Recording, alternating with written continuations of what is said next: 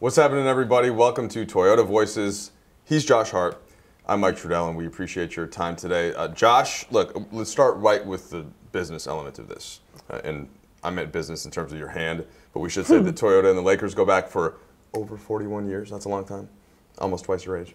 Now, give us the current update. Okay, we asked Luke Walton about it. You've been talking about it. What's your hand's deal? How does it feel? Yeah, it feels good. I did a couple days of contact this week. So tomorrow, participate in shoot around. And after that, I talk to the trainers, blah, blah, blah, blah. Hopefully get cleared then I'll be good to play.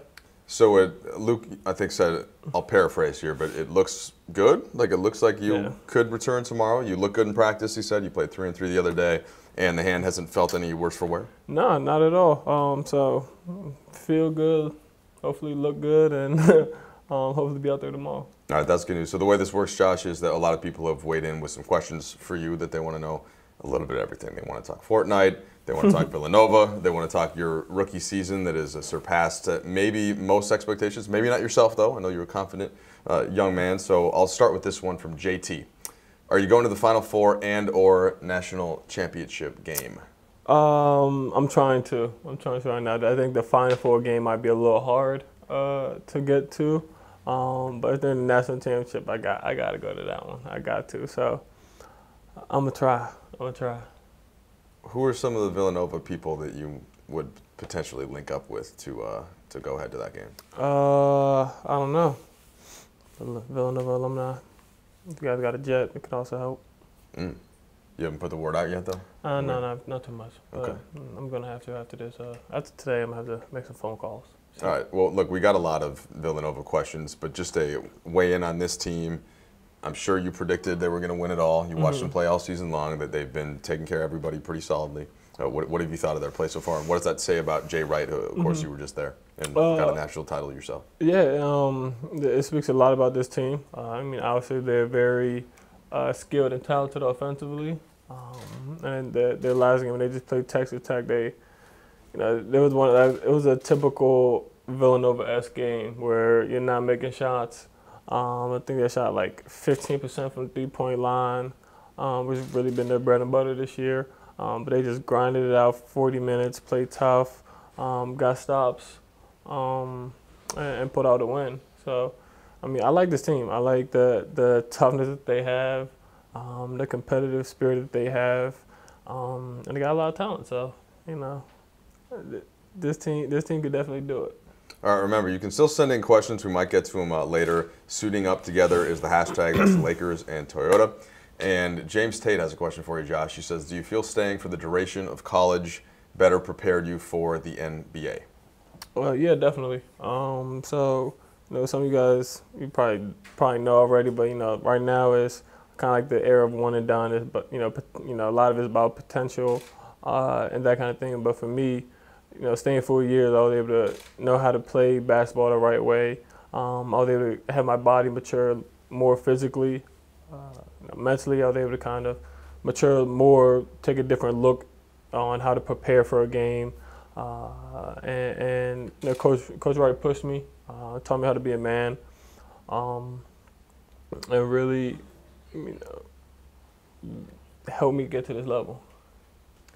It's the whole one and done thing versus somebody that stayed like you is always interesting to me in this context. So if you have, let's say just you, speaking of you only, Josh Hart, okay, let's say that you entered the NBA after your freshman year of college, right? And then you have 3 years to essentially develop in the NBA like you have this year, where it's your job and you're coming in every day. So by the time you get to the end of that 3 years, you have, at that point, probably improved to a certain degree. The model that you did, where you stay in college and you improve every year, so when you actually step onto an NBA floor, you're a better player, but they haven't seen you against NBA players yet. So I always wondered that, what is necessarily a better player? Is it the one that developed at school, and then we're thinking that player's better because they're like you're physically built, you're mentally stronger, or is it the other way around? Have you ever thought about that? Like, had you gone out earlier, where might that have affected your? For me personally, I think the road I took was the right one. The biggest thing for me isn't about just getting to the league. It was always about how do I last and have a long career in the league. Right. And sometimes you come in, guys come into the NBA at 18, 19, and they're not. Physically they could be they could be there and they have the potential and the physical aspects to help, but people don't realize how much of a mental game and how much of a mental grind that this profession is. And you come in at 19, years old, you don't realize that. And sometimes you see young guys come in, and they're out the league in 2 or 3 years because they don't have that maturity and that mental aspect that they probably could have had if they stayed in college a little bit longer. So for me, I feel like I did the right decision for my family and myself. So I mean, it's always no need to second guess. But I say looking back, hindsight is always 20/20. For but sure. I think that was the right decision. Got you. All right, Alex would like to know, what's the hardest part of transitioning from college basketball to the NBA? I guess probably the speed of it. I think that's the biggest thing, because now you have guys who are taller, more athletic, lankier. So there could be, a passing lane I was at college for 4 years, a passing lane that's been open for 4 years that closes like that. And, just that speed of the game is probably the biggest transition. Physically, it wasn't as much of a transition just because I had a great strength coach at Villanova. But I think the biggest part was the speed of it.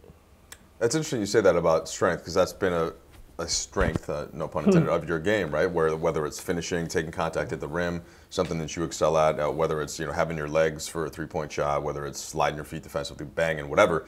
But then you think about the young guys, Brandon Ingram, Lonzo Ball, who are both 20, and clearly need some further physical development. So I'm wondering, what were you like when you were 19, 20, or is part of that just your natural build, football build? Yeah, this is me. I mean, I always took pride in my strength.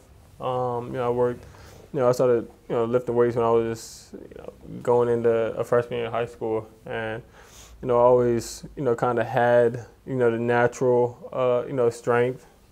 Shout out to my parents on that one. But then just kept on doing lifting or just doing things of my own to kind of help build that strength, but also keep that strength.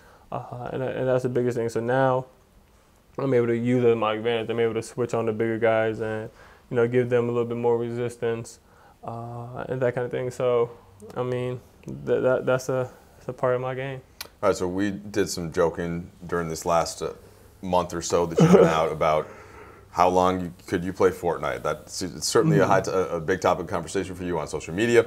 Now, of course, we say that. That doesn't mean that you weren't doing everything that you could in your rehab, right? So both things can happen at the same time, just to make sure people realize that. So you're doing all that stuff. Now, of course, you're working as much as you can on your game. With all of that said, now is our little qualifier, Fortnite. Here's from JT. What were you playing before getting into Fortnite?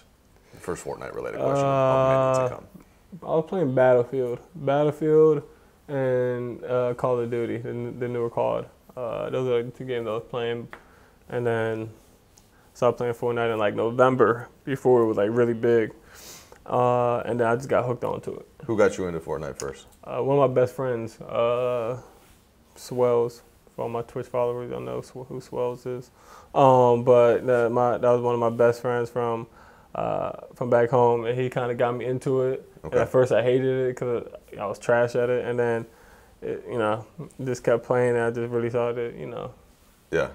Yeah. Well, it's become a bigger and bigger part of culture. I keep hearing about it. I've got just the tip. I've got an Xbox One, but I'm not online, right? So if I play FIFA or something, it's like against Ty. I'm not. So if I wanted to play Fortnite, do I have to create an online account and just sign up to play, or can you play? Do you have to buy the game? How does that work? The game's free. So I think you have to have like the Xbox Gold membership, which is like the online play, and all that. And then the game's free, so you can just get that, download it, and then just have fun. Who's better at Fortnite? This is Sarah, who would like to know, you or Kuz? I'm not even going to entertain that question. I'm not going to entertain that question. We all know who's better. Me. Come on, Sarah. Apparently this was very clear, Sarah, to everybody. It's no brainer.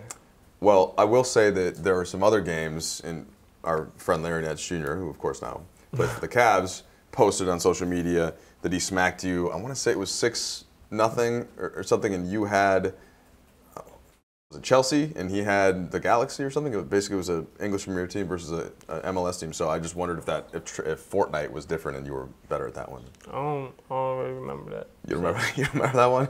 Yeah, sometimes Larry, sometimes he makes things up in his mind that he really just keeps saying and kind of makes himself believe that it actually happened in real life. Got it. So I think that's what happened there. I mean, there was a screenshot of the. You're saying you photoshopped it? I mean, but I in the screenshot? No. How do you know I was there? So it could have been his little brother or something. Precisely. Interesting. Okay. Suiting up together is the hashtag once again. Aaron Ramirez would like to know, where's your favorite spot to land in Fortnite? I don't know what that means. But. Either Fatal Fields or Anarchy Acres. I'm a big farm guy. So those are like my favorite spots to land. What do you do with the farming area? Those are like two like farms, like actually kind of like farms. So okay. It's land there, Right. I always know there's going to be usually a chest at the top of the big house, side of the big house. Sometimes usually at least one on either side of the forest. Sometimes one in the little tent, little okay, I got farmy thing. I got There's a lot of good chests. Right. So it's my spot. Last question along these lines that we'll allow for now from Giga? GJ? G-I-G-A? I'm not. Giga? Are you planning on streaming other games? I haven't thought about it too much. I probably will. I'll probably get back on my COD wave and stream COD. I don't know. I'll probably maybe MLB The Show. I'm a big baseball guy, so maybe The Show, but Nationals are your squad? Attitude. Yeah. So. Okay. Bella asks, are Lonzo and Kuzma really that carefree and goofy behind the scenes? I love watching their shenanigans. Smiley face. I'm wondering if the other more mature players in the team are annoyed or dig it. Yes, they're that goofy and carefree. Yes, they are. No one really gets annoyed. I mean, I think we all just have fun with it. I think that's the biggest thing with us. We're young. Obviously, we got C. Fry, who's a little seasoned veteran. Luau. Obviously, RT's here.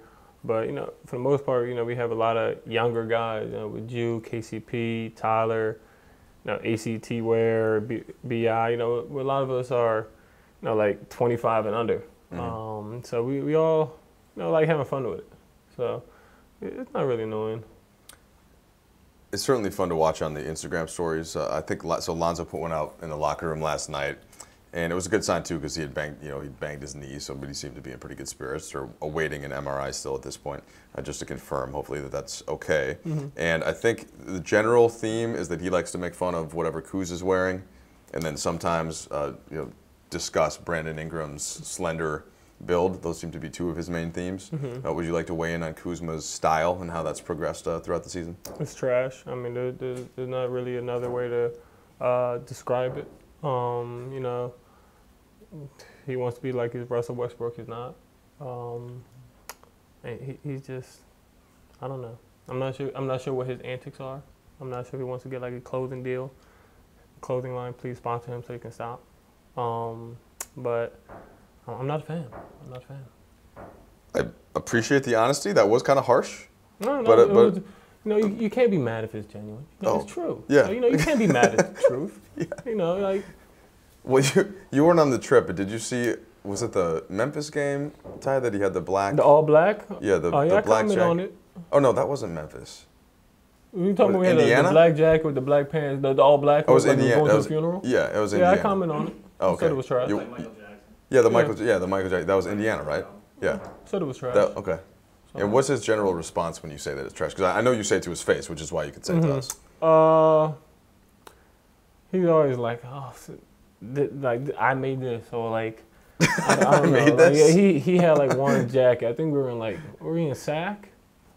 He had one jacket and I don't know, like some denim jacket that he made, and it had like it was like these oversized, extra large bobby pins. That was it the one with the white thing on the back? Yeah, like this like piece of like looked like with like cardboard paper. Yeah. And like he like doodled on it. Like it was. That's trash. Yeah, that was Sacramento, I think. Well, and then of course he famously had in the Chicago. He had the squirrel fur. Yeah, the squirrel fur with the pink lining. Don't get me started on that squirrel fur. It's been enjoyable. I'm sure it was faux fur. I don't think it was actually a bunch of squirrels, but it looked like it. Well, it wasn't chinchilla. Yeah. It was not chinchilla. I seen chinchilla. It was not chinchilla. Yeah. So Kuz, if you're watching, look, he's just being real. Okay, just being honest. Squirrel fur.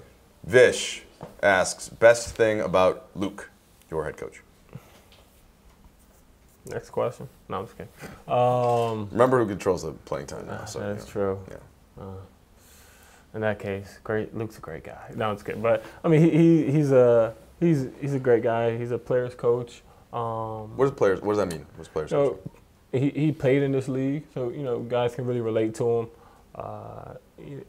It's a little different than what I'm accustomed to because I went to Villanova, so it's kind of I'm used to a yeller. So it's kind of a little different because he's not there's not as much yelling on the court, but he's someone who gets the best out of you, who drives you, that definitely talks trash, in practice or wherever because he's so competitive. He wants to kind of get you to that point where you're just out there playing hard. So he's a great coach and he gets the best out of you. He's pretty good at talking trash, actually. I've found he's pretty witty, right? He doesn't just say it to witty. say No, definitely witty, but I mean, he doesn't really talk too much trash to me. I think that doesn't really work out too well. Why is that? Because he can't talk trash to me because I'm a winner. You're okay. Well, he has said though throughout the season that he gives Jay Wright some credit. He gives you some credit. He gives Villanova, but he says you know what you're doing. Like you do the right things defensively, which is of course part of that must be over half of what he's going to be yelling about at practice, right? Oh yeah. And so that's I guess if you do the right things defensively, then you have a better chance of not getting the ire of the coaches. No, that is true. Okay. Very true. Do you have an example of just kind of what's a typical thing that Luke might say during practice? I don't know. I don't know. Like today, we were playing like 2-on-2, and for a while, Zoom crew, so beating us a little bit. So he was. Who was your partner? Channing. Channing, yeah. So he was talking trash. They were kicking our butts and etc. I'm sure this is a curse-free zone, so I'm gonna leave it at that. Sure. but no, I mean, yeah, he's good at talking trash. He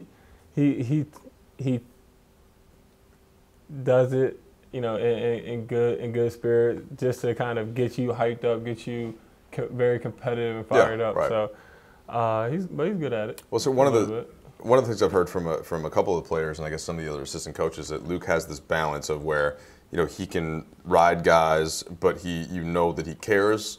So therefore, it's you don't mind whether it's trash talk or yelled at occasionally. But he seems very attuned to when do I need to then give a guy a little love as well. Like it seems like do you agree with that? He seems like he has a balance there. No, he definitely has a balance. Yeah. I think sometimes that's hard to find in coaches because sometimes you have guys who give you a lot of praise and don't hold you as accountable, and things turn to slip, or you have the other side of it, that guy, they're getting on you, and then you're like sometimes like, man, can I get some credit for something? So he does a good balance of getting on you, trying to bring out the best in you, but also giving you praise. So that's something that he does a great job, and that's something I realized day one. But if it gets on you, it's always because he cares. It's always in the right. His heart's always in the right place. Bata wants to know: is first team defense in your future? I hope so. That's something that I definitely want to be known for. I like playing both sides of the ball. I think that's the biggest thing for me. So I hope so. It's up to me, but it's not up to me. And at the same time, I mean, I go out there and I'm gonna play defense, play as hard as I can, and then it'll be up to the players and coaches to decide that. Well, here, let's put it like this. So 3-and-D wings are very in vogue in the NBA. Mm-hmm. It's not something that's easy to find. You can even look at the Lakers these last couple of weeks. Once you and Brandon both happen to get hurt at the same time, Kuz, who is probably at best a 4, even though he's gotten better at the 3, has to slide over, and KCP has to slide up at times from the 2, and there isn't a lot of that, and it's tough to just go find a guy who can do both of those things at an NBA level well. So the game has always needed these big wings, right? They could do it both ways, but I wondered if at a certain point you recognize that about yourself, about, hey, look at the guys in the NBA that are having success. Here's where I could fit in, and therefore, the fact that you went 30th and the Lakers were able to get a player that could start on the wing and do those things. I know they're quite pleased about that, but were you thinking that even as the draft's going on? Hey, the way that I play is a pretty good fit at this level, even if it came at that point. It came across my mind.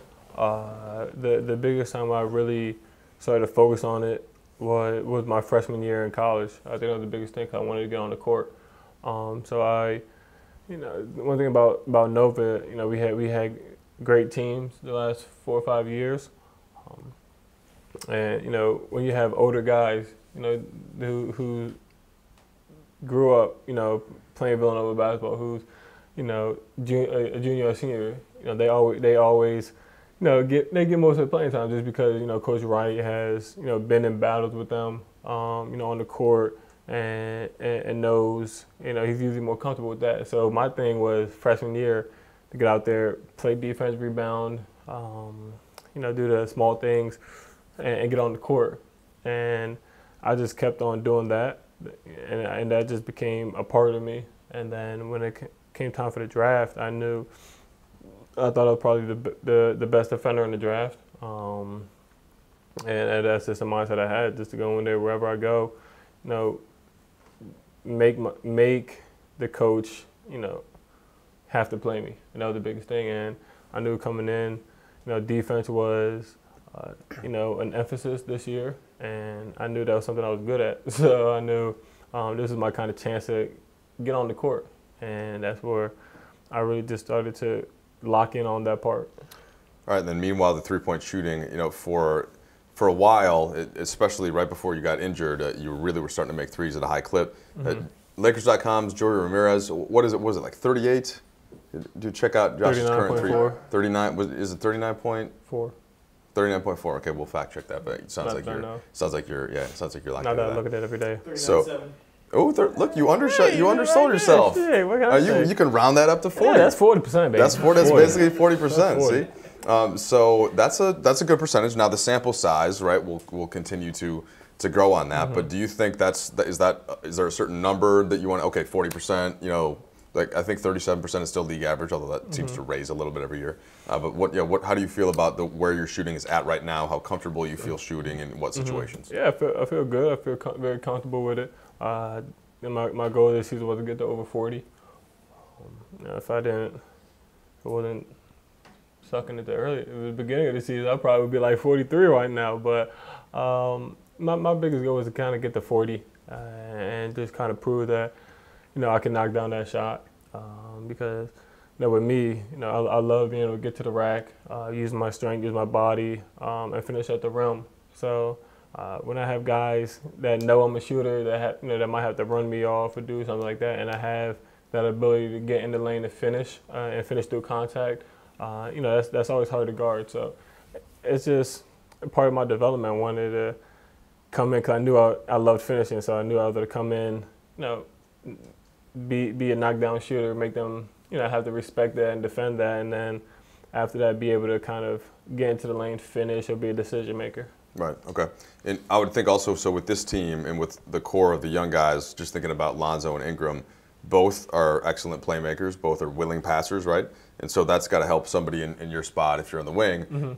Either one of those guys can get you the ball, as can Julius Randle, right, in certain situations. So is that do you like the way that you fit with that group? And, Yeah, definitely. Kuzma too? Definitely. That's one thing. We're young, but we're very talented. We're skilled. So I think our games definitely complement each other. And when you do that, when you have guys who are close knit, who want each other to succeed, that's a winning culture. And we're starting to really get a taste of that this season. And hopefully, we continue to build on that. But I think our games really complement each other. We have, Julius and Brooke on the inside who can score the ball, and sometimes demand double teams, and then they're smart enough and they're selfless enough to make the extra pass and find an open guy. If you're we appreciate Josh joining us once again at Lakers Voices, sponsored by Toyota, the relationship going back 41 plus years. And Gonzo Wolf, Josh would like to know what you're planning to focus on in the summer. A little bit of a pre-exit interview type question. So have you thought yet about the next area that you want to start to improve? Yeah, for me, continue developing my three-point shot. That's a big thing next year. I want to be around 42, 43%. My handle, that's a big emphasis I want to work on. And then I feel like I have a good mid-range pull-up, but just kind of getting that floater, and just continue to work on the in-between game. So, when guys, if they run me off the three-point line and, there's a cluster in the lane and I can't get to the rim, being able to stop on the dime or be able to, use that floater to kind of, be effective. So those are probably the three main things I want to work on this summer. It's interesting too, because I'm sure that's a shot that you can hit. It's just that it's different to hit that consistently when Rudy Gobert is coming off the block, right? The NBA level of being able to hit a floater is probably a little bit different from how you're used to playing basketball growing up. Yeah, it definitely is. But the thing is, if you guys watch Villanova, you'll never see a floater, and I think that's the biggest thing. So with their coach likes us to jump stop in the lane. Find an open guy, or he calls it a hop jumper, which is jump stop jumper, whatever. So there's like a no floater rule at Villanova. There's not a no floater rule. It's not a written no floater rule, but it's kind of an unwritten no floater rule. So, if you guys want to see it, just go watch the practice and go watch someone try to shoot a floater. It's hilarious. It's like a different. Okay, yeah, Coach Wright gets into that. Oh yeah, he gets into that a little bit. So I haven't really been used to that too much in the last 4 years. So that's something that it's a little there, a little rusty, a little not there, in between all those three. Gotcha. So that's something I want to work on. All right, a couple more, Josh. Petty Voltron. You're probably too young for Voltron. Yeah, but Voltron? Yeah, that was like my childhood. Who is the best trash talker on the team? I don't really know. I mean, Kuz tries to talk some trash, but he doesn't talk to me. No one really talks trash to me, honestly. I think because, I don't know. They don't really talk trash to me because they know if they talk trash to me, then it's like, all right. I mean, and I'm besides like Julius and Brooke and Zoo, I'm like at the guard position at least, I'm the strongest guard. So it's like, they know if they talk trash to me, then it's like, all right, I'm gonna just play harder. I'm gonna just get up on them, be more physical than it. They don't want that life. Yeah, no. So they don't. No one really talks that much trash to me. So I don't know. Who talks the most trash to each other? Is it Lonzo and Kuzma is the obvious guess? Yeah, probably that. Yeah. I mean, I don't have too much trash talk. It's weird because there's not as much trash talking now, in the NBA. I mean, you can get teed up for it, and that's what your phones are for. Yeah, you do that that's on true. Social media. So I mean, I guess that, but not really too much like real trash talking. Okay, Jonathan Osorio says, "Who's your favorite Mortal Kombat character?" I have no idea. That's not one of your games?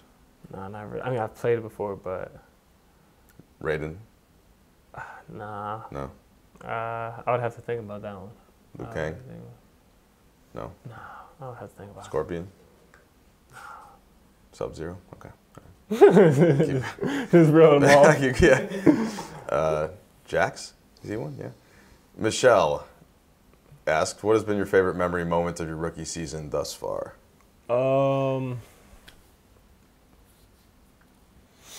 I'll probably say first start against Cleveland, having a double-double, and then competing against LeBron and D-Wade. My favorite player growing up was D-Wade.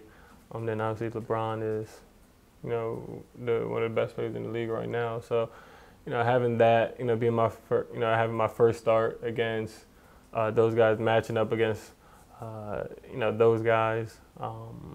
And playing well. Obviously, it sucked because we didn't win that one. But I'll probably say that one or Houston game. I had a good game. Fortunately, we didn't win that one either. But probably one of those two. Who's the most physically imposing player that you had to guard? I'm sure you got switched on LeBron once or twice, but for the most part, you weren't on him. I spent some time on Harden, I know. Harden, he's not. He's physical in like a different way, but he's not really physical. He's just very skilled, crafty. Very crafty. Physically imposing. I don't really know. Because like Bron was physical, but I like being physical too. So like I can take a hit, but I can also kind of give a hit a little bit. So.